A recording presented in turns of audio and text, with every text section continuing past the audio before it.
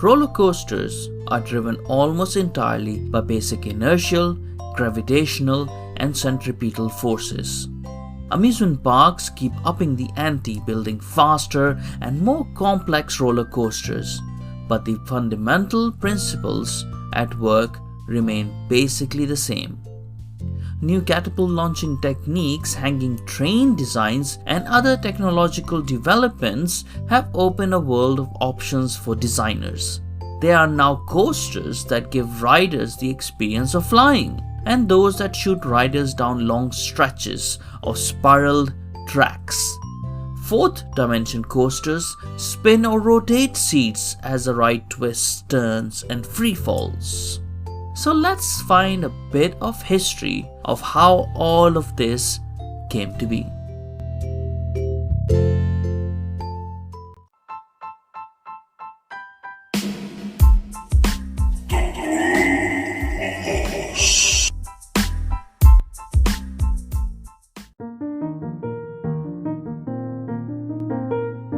Hi everyone, Mohammed Najmi here, and today I have for you, as you might have already guessed, the history of roller coasters.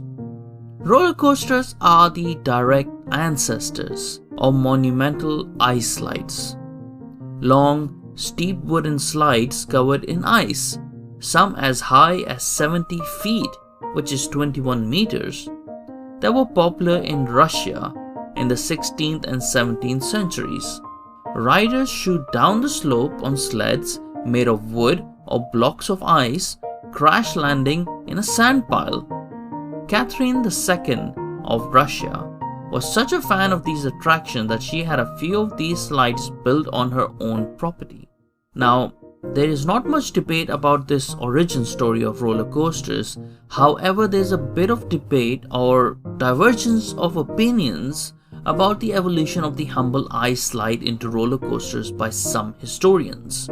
Now, some historians say the first rail roller coaster was built under the orders of James III. The roller coaster was built in the gardens of Oranienbaum in St. Petersburg in the year 1784. But the more accepted of the stories is that some French entrepreneurs imported the ice slide idea back to France, and because of warmer climates of France tended to melt the ice, they started building waxed slides instead, eventually adding wheels to the sled.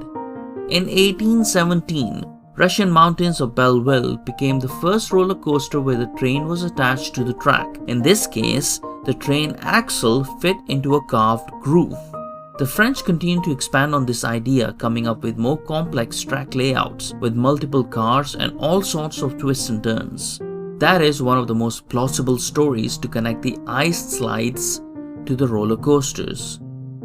Although the groundwork for the invention of the roller coaster was laid in Europe, the slide as we know it today developed in the United States. Lamarcus Thompson, the father of the roller coaster, built a Switchback Railway at Coney Island in 1884. While there is no doubt that he built Switchback Railway, it doesn't mean that he invented or built the first. Rather, he was the best at promoting and improving it. There are a number of early roller coaster patents, both switchback and circular, dating as far back as 1872. It is not certain, however, if any were actually built by the inventors. John G. Taylor of Baltimore was issued one of the first patents, and although many historians were convinced his Switchback Railway was never built, there is a photograph of it, but it's not dated. There is, however, a newspaper article dated 1874 that mentions several attractions at West Haven's Seven Rock, including Taylor's patented elevated railway cars. So we do know that one roller coaster was constructed at least 10 years before Lamarcus Thompson built his famous Coney Island coaster. We can credit Lamarcus Thompson with making the roller coaster the feature attraction at amusement parks.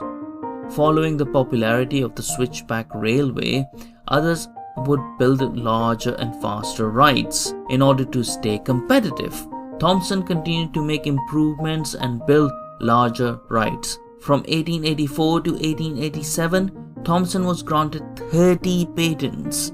All of these patents led to the advancement of the gravity ride.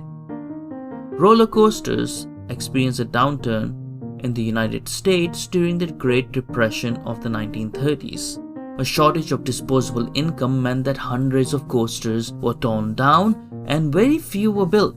By mid-century, only Philadelphia Toboggan Company and National Amusement Devices, led by Oral Vashon, were still building coasters.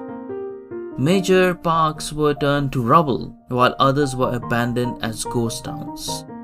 Entertainment magnate Walt Disney turned the tide when he opened the doors to Disneyland in Anaheim in July 1955 and revitalized the notion of amusement parks.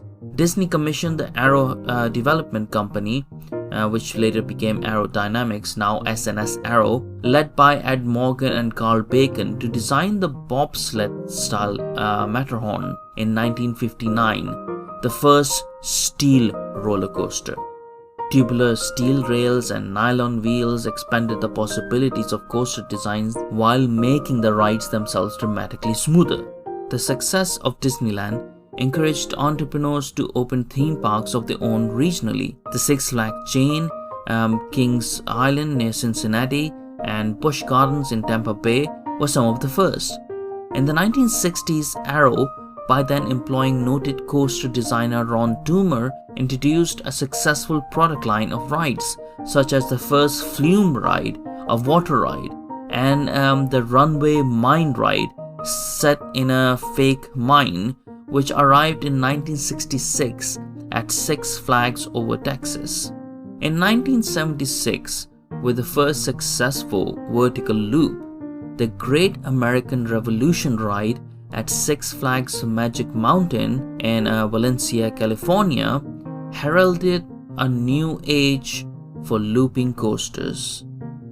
Now known simply as Revolution, it lived up to its name for its innovative clothoid loop of teardrop shape, designed by Anton Schwarzkopf of Germany for the Swiss builder Intamin AG.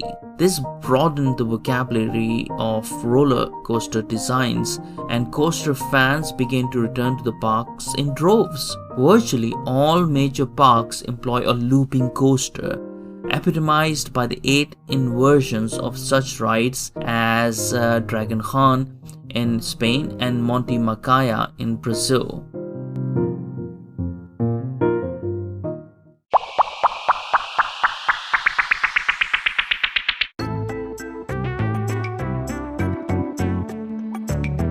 Here are some interesting facts about roller coasters. Number 1. As you might be aware that some roller coaster structures are actually made of wood, and even though wood structures are more sensitive to the weather, they are still as safe as the steel ones, and even most cases they are more durable, although they do need more maintenance. Now, however, because wood can shrink or expand with changing humidity, on some days the ride might actually be shakier, noisier, and more aggressive than usual. The structure can flex back and forth more depending on weather conditions. Number 2. The Switchback Railway that we talked about before, America's first roller coaster at Coney Island in Brooklyn, reached the speed of 6 miles per hour, which is a bit slow by today's standards, and the ride costed a nickel, which is also low by today's standard. But despite the less than impressive top speed, the Switchback Railway still managed to bring in $600 a day at one point, which is around $15,000 in today's currency. Considering there are 20 nickels in a dollar, and the ride costed 1 nickel per person, that would mean that there were 12,000 people riding the Switchback a day. Now, those are some serious roller coaster numbers. Number 3. When the steel roller coaster, aptly named Big One, opened at Blackpool Pleasure Beach in the UK, it was the tallest roller coaster in the world, reaching 67 meters high. 1 million people ride it every year, and its trains and tracks are tested every single morning before operation. Although it has been surpassed by other roller coasters in height, it's still the tallest in the UK, even 22 years after its construction. Now, during the morning routine on Big One, engineers are literally harnessed to the track while they walk around and manually look for cracks, loose bolts, and foreign objects that could potentially affect the safe operation of the ride. After the visual inspection, sandbags are strapped into trains to simulate passengers. The train is then sent around the track at full speed, around 76 miles per hour to test. Number 4. Walt Disney's Expedition Everest is the most expensive roller coaster in the world, coming in at $100 million. It took 6 years to design and create. While its height, length and speed are fairly average as far as coasters go, it's set apart by its storyline. A Yeti guarding the Forbidden Mountain, and the fact that it can go forward and backward during a single ride. Number 5. That clicking you hear while going up the lift hill on a roller coaster, it's actually an intricate anti-rollback device, a standard safety feature consisting of a continuous toothed metal ratchet on the track that fits into the teeth of the bottom of the train. This system ensures that the train can't roll backward in the event of a power failure or a broken chain. Number 6. Philip Gorno, Adam Spivak, John Kirkwood and Aaron Monroe Rye went to 10 parks in 4 US states to go on 74 roller coasters in 24 hours. They used a helicopter to get from park to park as quickly as possible, and the record-setting day raised $40,000 for the Children's Miracle Network. A day of craziness, raising decent money for a good cause. Number 7. The late Ron Toomer, known as the king of the steel roller coaster designed 93 rides for big American amusement parks including Six Flags, Busch Gardens, Knott's Berry Farm, and Cedar Point. Despite his prolific work, he actually suffered from intense motion sickness. This has led to a rumor that he never rode a single ride that he designed, but that's not actually the case. Truly, a man to suffer for his craft, he would still usually ride his roller coasters at least once or twice. Number 8. The loops on roller coasters are intentionally never perfectly circular. They are designed to be an upside down teardrop to allow for less intense G-forces on the riders, because a more severe loop might cause neck injuries. Number 9. When you're at the very top of a loop, gravity is trying to pull you out of your seat, but the car's acceleration is doing the opposite. It's pushing you into your seat. These two forces counteract each other, which is why you might feel weightless for a moment right at the loop's apex until you end up right side up again and your acceleration starts working with gravity. When that happens, you actually start feeling heavier than normal for a short time. Number 10. The fastest roller coaster in the world today can be found at Ferrari World in Abu Dhabi, in the UAE. It's called the Formula Rossa, and it reaches 150 miles per hour in just under 5 seconds. That's insane.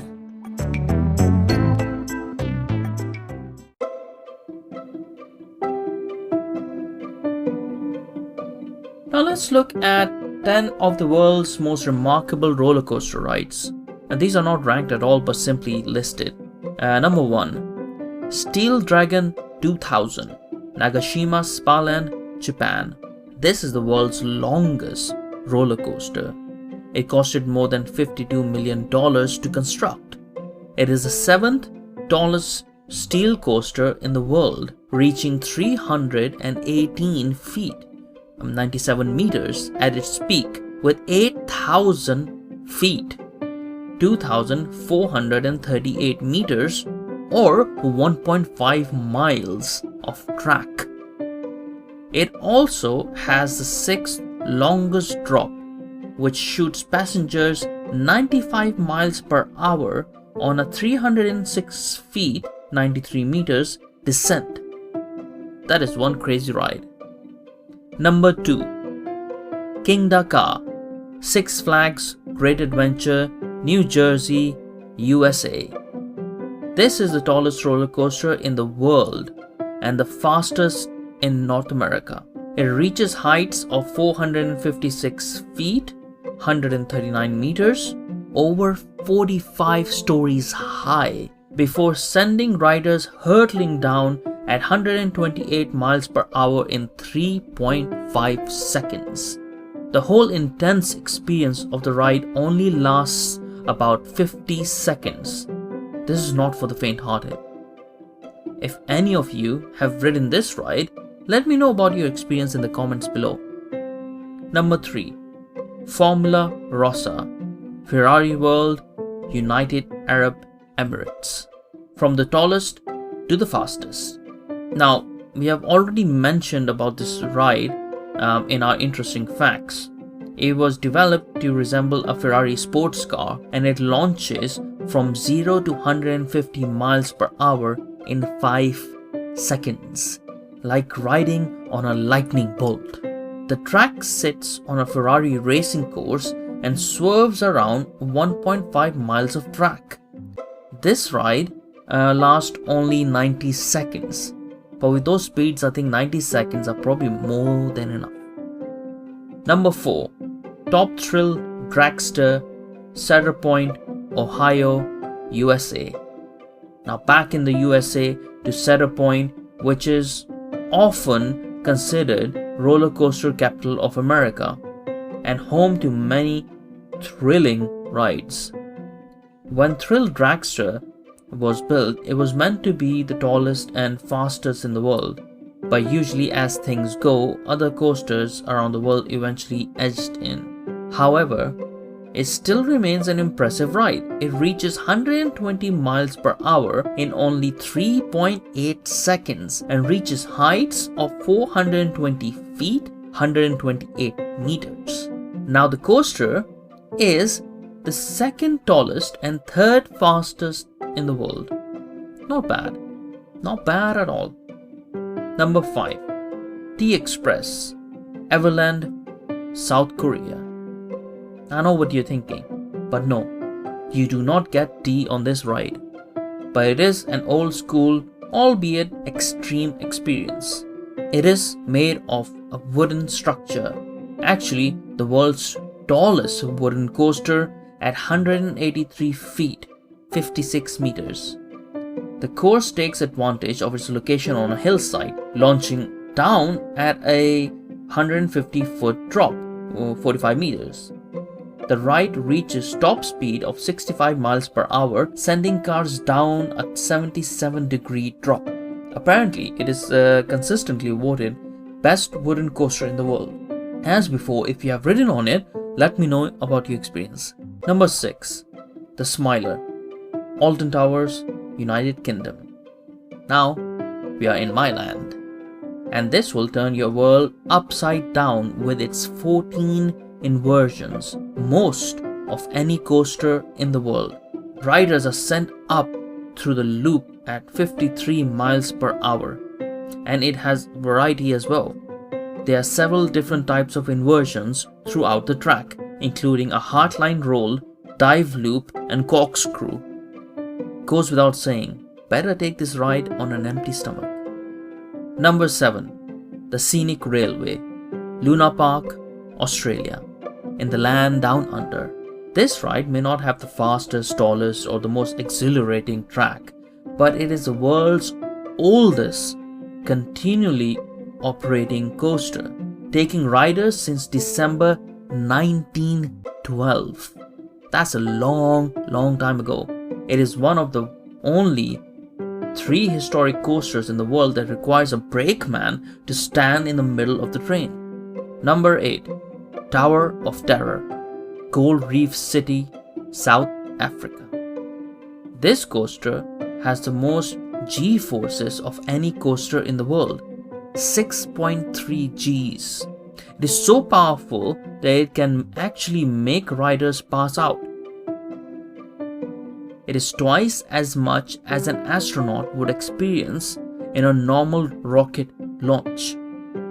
The most memorable moment is a 49-foot drop into a former functional mineshaft.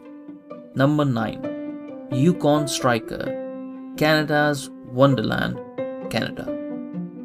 This is the world's longest, fastest, and tallest dive. It leaves riders hanging over a 90-degree drop for a full 3 seconds, dangling 245 feet or 75 meters over an underwater tunnel. It is a spine-chilling ride. Number 10. Steel Curtain, Kennywood, Pennsylvania, US of A. We will end this segment in America with this roller coaster. It has 9 inversions and a zero gravity stall, but it's got the world's highest inversion at a record-breaking 197 feet or 60 meters. It reaches top speed of 76 miles per hour with a smooth track which claims to be family friendly. A crazy, thrill-seeking family. Now there are many other impressive rides around the world like Dakar in Japan, Full Throttle in California, Goliath in Illinois, Dodonpa in Japan, and the Gravity Max in Taiwan, and so on. Let me know about your favorite rides and why you like them in the comments below.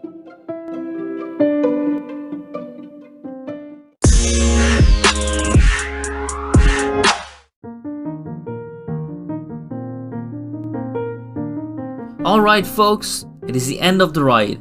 That is all I have for you today. I hope you felt your nickel was well spent and that you managed to learn few things about these crazy thrill rides.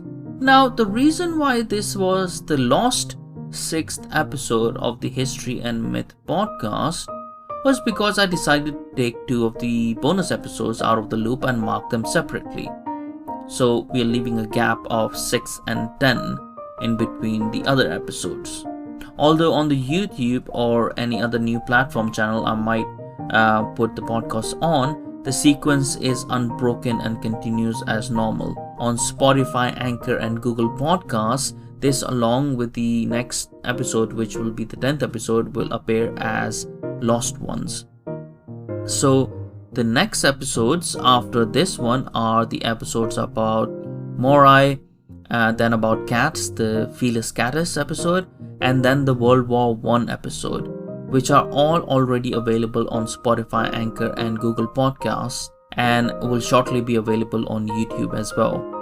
So next time, for the lost 10th episode of the History and Myth podcast, I will tell you about the history of my county of residence for the past 8 or so years in England.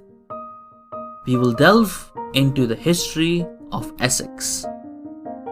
Until then, take care, be good, and thank you so much for listening.